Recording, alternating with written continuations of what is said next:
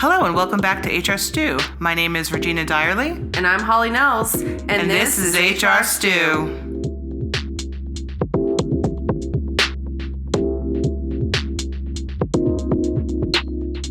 Have you earned the coffee badge? It's a term for hybrid workers who pop into the office just to be seen and then head back home.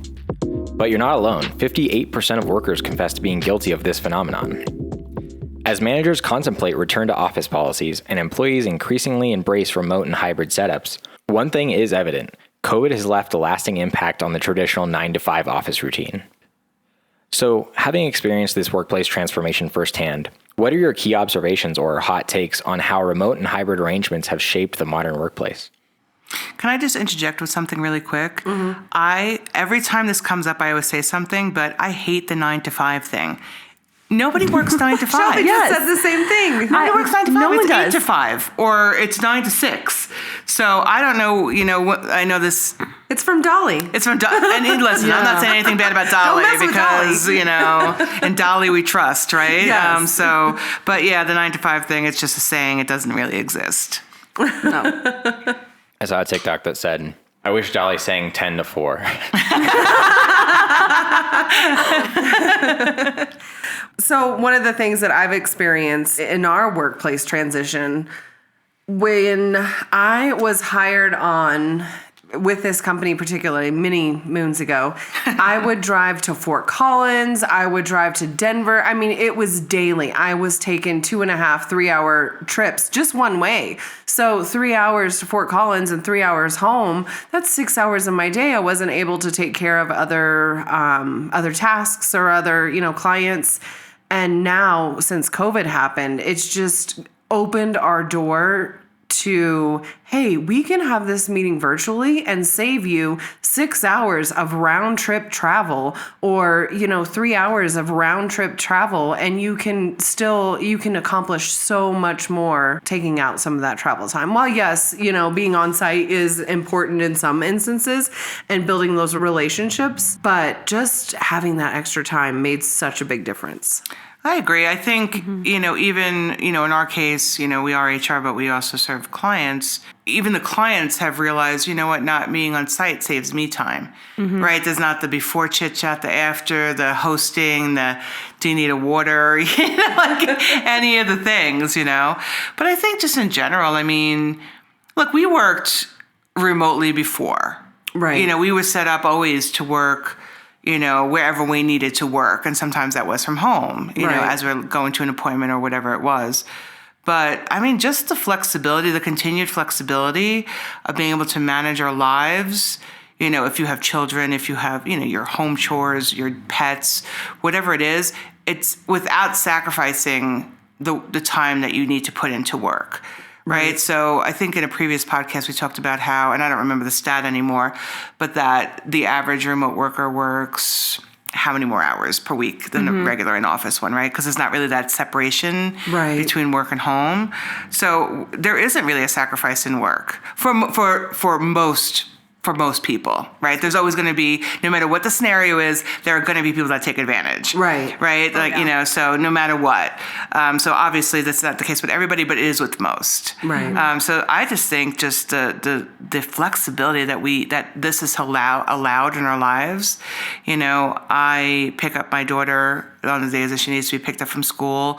Sometimes I'll be on meetings during that, and she knows. I'll give her the sign before she gets in the car, or send a text. I'm going to need to be quiet. But I'm still contributing at the same level. Yeah. I'm still hearing everything I need to hear and saying everything I need to say. Yeah. And I think and then the other part of this, I think we kind of went crazy with the meetings, right? COVID made more meetings.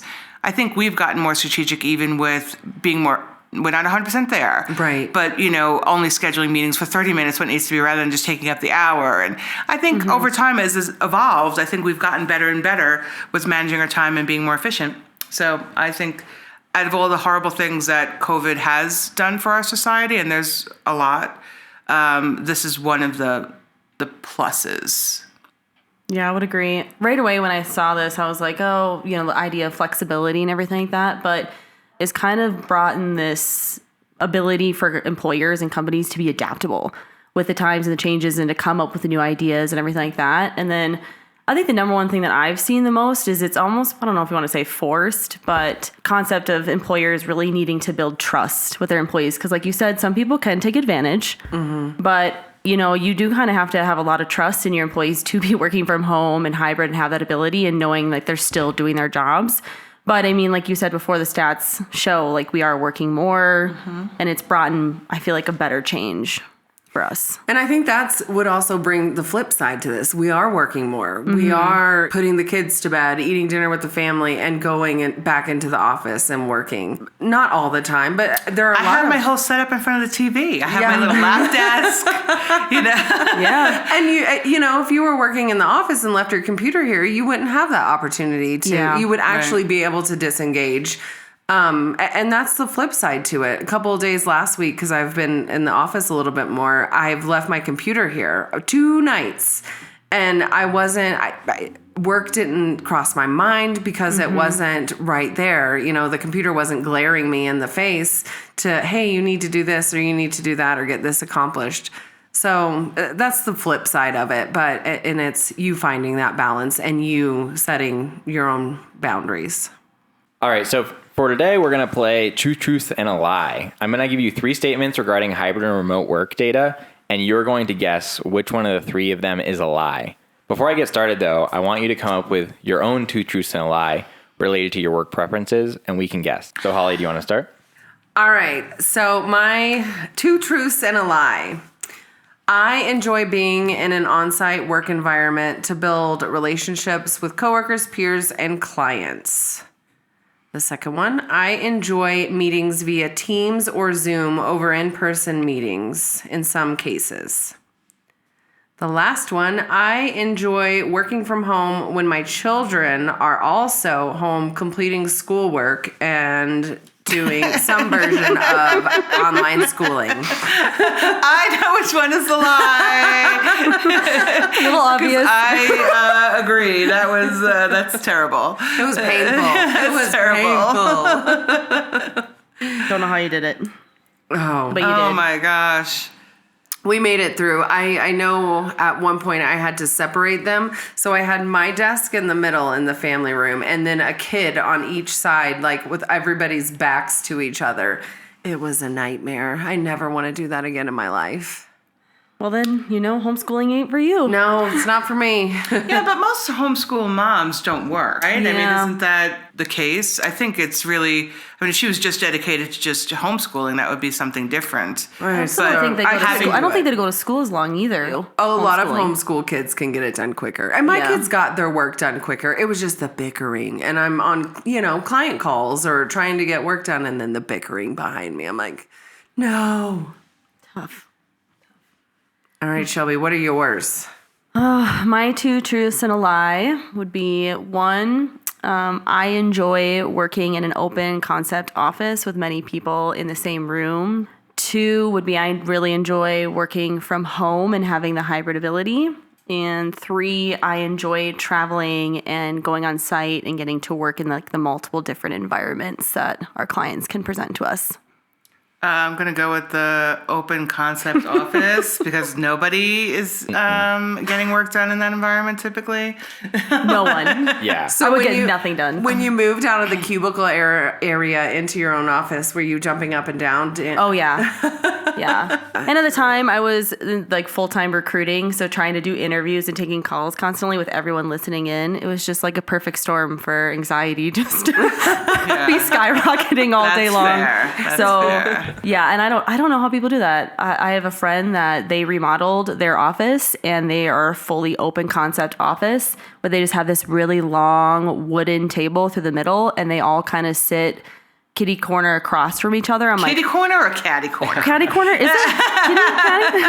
I feel like you could use either. It's interchangeable. Yeah, but I don't know how she gets any work done. I'm like, y'all are in the same room all day long, facing each other, seeing each other work. I was like, ooh, that's just too much for me. It is, like, whoever designed that concept, it's a more affordable concept, right? I mean, It was under the guise of more collaboration, right? But I don't know, whoever thought of it initially. Yeah, it's kind of funny. They're an Needs to be interior fired. design company. and they designed that for their office. I'm like, That's weird. like it's pretty, but Okay. No, pretty is one thing, but functional is better. Yeah. That's a good way to make people want to work from home. Correct. All right, so I'm going to get into the stats. So the sources for this data include the Cisco Global Hybrid Work Study of 2022 and the Owl Labs State of the Hybrid Work Study of 2023. So going into number 1, the topic is work-life balance. The first is nearly 80% of employees felt their work-life balance improved in a hybrid and remote environment. Number 2 is approximately 9% of employees felt they saved at least 4 hours or more when working in a hybrid or remote environment. And lastly, 71% of people say the reason they have not seen an improvement in work-life balance is because of the difficulty of switching off from a hybrid or remote environment. 1 and 2 are contradicting each other. Well, yeah, B doesn't sound right. 9% of employees felt like they saved at least 4 hours. I mean, it's just such a large portion of the population that spends that much time commuting. Mm-hmm. So It seems like a small... So B is a lie. Yeah. Is it? So that's correct. B is the lie. So in terms of time saved, nearly 2/3 of people saved at least 4 hours per week in a hybrid work setting. Over a quarter of respondents said they saved 8 or more hours a week in a hybrid remote setting. Yeah. So definitely a whole big workday. time saver. Yeah. Yeah. What throws me off a little bit is number 1 says nearly 80% of people felt their work-life balance improved. But then now you have 3 that says 71% say that they had difficulty, so then it didn't improve. Well, I think it's still improved. I think just working longer. So yeah, you're throwing your laundry in and you're still picking up your kid, but you're still working longer. So your So it's life kind of- improved. Yeah. There's a yin to every yang. Yeah, you're right. That was exactly the stat Yin. there. A yin. So it was saying that 80% of people about said that it improved, but out of the people who said if it hadn't improved, how do you feel like it has not improved? They said their specific work-life balance has not improved Oh, due okay. to the inability to switch off. But overall, the stat was it improved for 80%. So number 2, the first stat is 2.7% of women would quit if their employer required them to come to the office full-time without offering a hybrid as an option. The second one is 1 in 3 workers would begin to look for another job if required to come to the office full-time. And the last one is 66% of employers require in-office work, while only 22% of the workforce prefer an in-person environment. I feel like number 1 is the lie. I feel like that would be a bigger percentage of women that would quit. Well, but only 22% of the workforce prefer an in-person environment? Yeah, I think, and then the 66% of employers require in office. No, that's right. I'm sorry. I was not processing that correctly. Oh. I wasn't processing it correctly. I'll agree with you. The 2.7% of women would quit their job. I'm not agreeing. I'm going with the 66% of employers require in office work. I think that's a high number. The amount of people who have given up office space, given up leases, But or it doesn't say sublease. that it's 100% in office. It's saying, That stat is 100% in office. oh. So Holly, you're saying you think it's a lower number require in office? I think it's a lower number require in office. I know people are slowly starting to get back to requiring more people to come into office, but I think it's a lower number requiring 100% in office days. Yeah, it seems like it. I don't know. I think I'm sticking with 1. I think that would be a higher percentage number of women would quit. I feel like that's a really low 2.7%. That's it out of all the But data it they says collected. B, it says 1 in 3 workers would begin looking for another job. A lot of people don't have the luxury of just quitting their job. Yeah. So for some perspective, this was broken up into a few groups. It would be okay with it, would begin to look for another job, and would quit on the spot. That is quit on the spot. Oh, okay. Maybe that is accurate. So I couldn't quit my what's job on the consensus? spot. I couldn't either. Okay, so you think it's the quit on the spot stat? I haven't won the lottery yet, so. I don't even play the lottery to win, Me so. either. All right, Holly swung me. I'm going with C. Shelby? I don't know. No. Hold your ground, Pick a Shelby. choice. Make a choice, Shelby. Hold the ground. Do I have to be in consensus to know No, to you get the don't have answer to. from Harrison? No. You could be right. Who knows? I'm gonna stick with it just to be the outlier. So the lie is the first one. Repeating that stat, it was 2.7% of women would quit if their employer required them to come into the office full time without offering hybrid as an option. What's the number? That is the lie. So while 6% of the workforce would quit if required to be in the office full time, Among women, 10% said they would quit on the spot if they were required to come in the office. Well, yeah, because we do all the stuff. It impacts our lives the most. Exactly. 6% overall, but 10% of women. I would agree with what Regina just said. I mean, it would impact us a lot, especially with what we just talked about, work-life balance. I mean, yeah, you can do a load of laundry, go pick up the kids. The grocery for pickup can get dropped off at your house and you're there. I mean, listen, I am responsible for all of the medical appointments for my child and my dog. And my husband. All the meals, all the shopping. I work, 50, 60 hours a week, probably on an average week. Yeah. If I could not work from home and do some of the stuff that I do, I don't think it would be doable. The stress level would go up for sure. Yeah, I think I'd be incredibly unhappy. So I still would not quit my job on the spot. No. I would resign, maybe. I'm not really like that type of personality. No. I'm not I'm not impulsive or rash. Because I feel like that's an impulsive or rash. Yeah. You'd have to go home and discuss. Right. Some like things. you could fake it for a while, probably. You could drag it out, get a medical comment. Well, I'm not giving people ideas. There's things you could do to, start looking for another job. And that kind of goes into the 1 in 3 workers would begin looking for another job in this instance. Yeah. That's a pretty big number. That's 1/3 of your workforce. Would go do that and start immediately, looking. essentially quiet quitting. Yeah. Kind of shows that last stat, though, then, too. I mean, on the data that they collected, that is a large percentage of in-office work, 100%. Yeah. Like a lot of employers who are requiring, 66%, that's crazy. While only 22%, I mean, it makes you wonder, with how many employees are wishing that they could be hybrid or remote. And then you have the idea of quiet quitting, great resignation, people constantly applying and looking for new jobs. It's about real estate and control, nothing else. I guess I'd like to see the shift as, and this is not me stereotyping, however, like the boomers, as they retire and are not in those executive decision-making decisions any longer, and we start to get the Gen Z, Gen X's, and millennials into those positions, what that number will look like. Gen X are in a lot of those positions still. Well, a decent amount. Again, it's about control. Yeah. And about real estate. If we're talking 66%, a lot of these companies, again, are being run by Gen X. Yeah. All right. So moving on to number 3. The first one is 79.9% of workers saw an increase in their disposable income, citing reasons related to savings caused by the hybrid and remote work environment. 2 is the top cited reason at 86.6% for an increase in disposable income was saving money on wardrobe and personal care. And C is 69% of workers would take savings related to being in a hybrid or remote work environment into account when considering changing jobs. 79.9% saw an increase in their disposable income. I think B is a lie. I would think most people would say gas. You're saving so much on gas. Yeah. It's like I still do my nails and have all my other maintenance stuff. Yeah. And I don't know about you, but like I've gotten really good at finding comfortable work from home clothes that are also professional enough to be on camera. From the top up. Yeah, where like I'm still spending money on that, but I want it to be comfortable if I'm going to be sitting at home. So I don't know. I feel like it would be 86.6. Yeah, you're really good at sorting through the BS, Holly.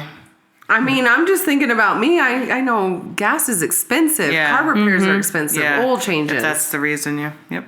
I'm going to go with Holly. All right, B is the consensus. So B is the lie. That is correct. So while wardrobe and personal care was among the top reasons for saving, it was only the 4th most popular. The top 5 reasons include, in order, fuel and commuting to work. That was 86.6%. Food and entertainment was 74%. Yeah. 3 was lifestyle or social activities. Wardrobe and personal care at 53%. And the last one was rent or cost of living, which is 27.5%. Because people move to lower cost of living places? I believe so, yeah. Yeah, you have that ability to do that. Something I found interesting was the second and third one being food and entertainment, and the third one being lifestyle or social activities. Well, think about it when you're in the office, how many people would like Uber Eats or go out to eat for lunch really quick during the week, where now if you're working from home, you can just make something or grab something from your fridge. I think people staying home more in general. Yeah. We are too. And it's kind of nice to stay at home and be a homebody from time to time. Could be our age too, Holly. Maybe. I used to go out a lot more. I'd rather stay at home. It's like pulling teeth to get me out of the house. Yeah. The truths one, the 79.9% of workers saw an increase in their disposable income. That was true as of 2022. And I think it's gone up since then. Gas does cost a lot of money, I think. Yes, and commuting, if you're getting, people have tolls. I mean, there's all sorts of, the train, that monthly cost for the Long Island Railroad back in the day was not little. Like my husband right now, I mean, he commutes 40 minutes one way to his employer, then plus has to go to different job sites, and they don't give him a gas card to pay for that. So I think normally every month he has to budget about $400 just for gas in his own vehicle. And then the wear and tear, oil changes, everything like that. So yeah, I mean, if you were someone who was on the road all the time traveling and your company didn't provide that, you would save a ton of money. All right, the next one is kind of related to proximity bias differences. So the first, 63% of employees feel concerned that their managers view those in the office as working harder and more trustworthy than their remote counterparts. The second one is 59% of workers agree with the statement, I feel that I will not build relationships with leadership or be visible to the executive team members when I'm working remotely.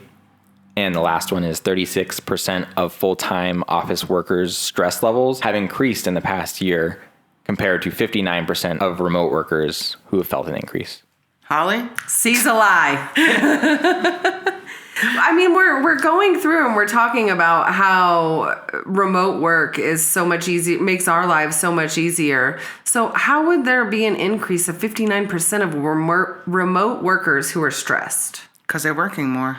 Yeah. We just talked about that. I'm still going to go with it's a lie. Okay. I feel like number 2, almost 60% of people feel like they're not going to get recognized by their executive team or leadership because they're working remotely. I mean, I feel like that's just a performance management or review issue. You're talking about people's feelings, though. Yeah, people's feelings. And perception. And if they're working more. I'm having a hard time picking. Is that because you feel like they all could be true? I do. Okay. Do we want to reveal? Yeah. Yeah. Let's Okay, so Holly, you said C, the third one. So the answer is, the lie was C. Should have known. 36% of full-time office workers' stress levels have increased in the past year compared to 59% of remote workers. So that's swapped. 59% of full-time office workers' stress levels have increased in the past year compared to 55% of hybrid workers have felt an increase and 36% of remote workers. So it goes down the more you're at home. In 2022, 82% of respondents say the ability to work from anywhere has made them happier, and 28.8% find hybrid working more relaxing and the work environment less pressurized. Overall, unanimously better for mental health to be working in the hybrid remote environment. But that is not to say that the first two facts were not correct. So 63% of employees feel concerned their managers won't view those who are not in the office as trustworthy and more hardworking. And they do agree with the statement that they won't build relationships. So that's still a challenge. Even if their mental state is better, they don't feel as connected to the work that they're doing. It's tough when you're, like, if everybody's remote, then you're all on the same playing field. But it is different when someone can walk into someone else's office and advocate for themselves and make them aware of what they're doing. And I mean, it's a totally different dynamic. Yeah. I could see that. So moving on to the last one, return to office plans. So the first one, A, is 12% of workers would return to the office if given greater privacy. B is a majority, which takes up 41% of respondents, feel they are more productive in collaborating when working in office only. And C is 79% of managers feel their team is more productive when working hybrid or remote. It seems like B is the lie. Holly, what say you?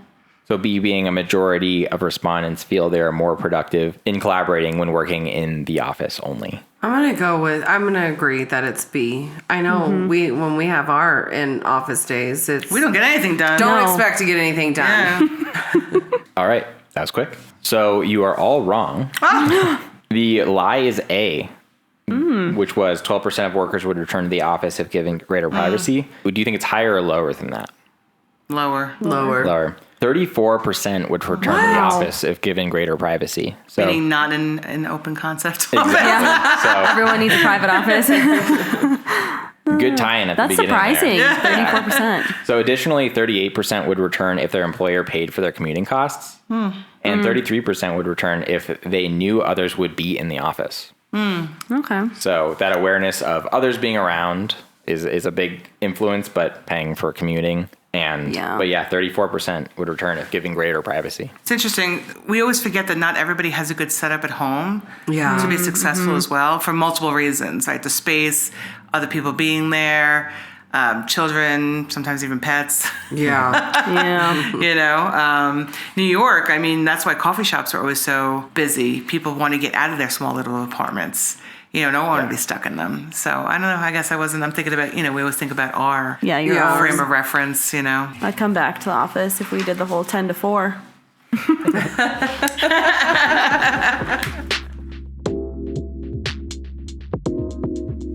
All right, so moving on. This next segment is Ask HR, where we go to the online forum where people can ask questions and get answers from professionals. This comes from user Master of Some, and it is titled, "Could I get fired for moving to a new state as a remote worker without notifying HR?" It reads, "I recently bought a property in Georgia, even though I currently reside in Florida, and my official work location is listed as Florida. My company operates fully remotely, and its headquarters is based in Europe, while the North American headquarters is based in New York City. We have remote employees scattered across the country, and I collaborate with several colleagues who live in Georgia. Additionally, our company has a small, mostly unused office in Georgia. I haven't informed HR about my move to Georgia, but I'm concerned about potential tax implications. Florida has no income tax, whereas Georgia does, which could pose issues for me. Should I have informed HR about my move? Could I face consequences for not doing so?" Yes, you should have informed HR about Why your would move. their whole lead up? It doesn't even make any sense why they wouldn't have informed HR. Right. It doesn't seem like something that would have been denied. So why not tell them, yes, you're out of compliance. You're making your company out of compliance. I don't know if they will fire you, but you should be fired. Okay. And two, if you live on the Florida-Georgia line, you could have a home in Georgia and drive 30 minutes across the border and be in Florida to go to work or whatever. Simple answer, could they be fired for willfully moving and not notifying? Yeah. I think, they could be. There are some clients that have, it's very specific. If you are going to, yes, you are a remote employee, but if you're going to move out of the state that you currently reside in, we must have 30 days notice. There's a chance think about it. Like, there's a lot of work. work involved. Yeah. People don't even think about this, but there's a lot of work with setting up a new Taxes, unemployment, Right. all that stuff. And Workers' comp. They're not they're paying in the state, taxes. so they don't have to create the state. But sometimes they do. Sometimes someone moves to a state that the company's not in. Right. And you have to do all that tax setup. Like, why are you posting this to Reddit? Just call your HR person, for Pete's sake. It's like they already knew. I feel like reading this whole thing, they already know what they need to do. Yeah. They know implications. It's like there's 500 reasons why I should have told them, but I didn't. So what do you think? Can I get fired? Yes. We're going to fire you right can. now. It's very unlikely that you will be, because you'll, figure out some way to say that you meant to, but you didn't, or whatever. Like, just do it now. That's all we have for today's episode. Thank you so much for listening. If you enjoyed listening, please subscribe and rate us 5 stars. If you have any HR stories or questions to share, message us on Instagram at hr.stew. Till next time, I'm Holly. And I'm Regina. And I'm Shelby. And I will see you next time on HR Stew.